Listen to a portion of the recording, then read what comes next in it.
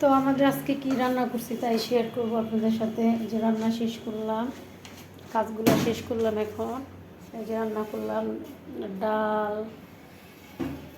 এই যে এক পাতিলা ভাত, এই যে এক কড়াই সবজি, আর এই যে মুরগি রান্না করতেছি।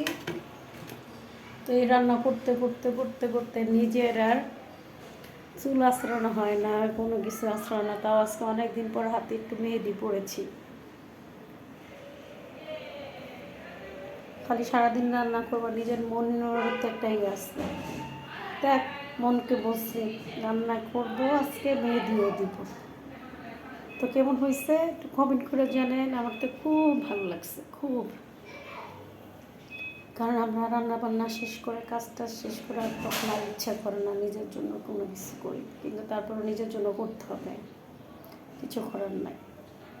তবে যে নিজের শখটা মিঠাই ফেলছি, দিয়ে ফেলছি। দেখছেন সুন্দর হয়েছে না?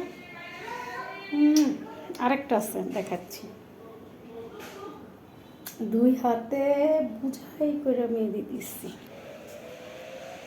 কেমন হয়েছে কম করে জানেন?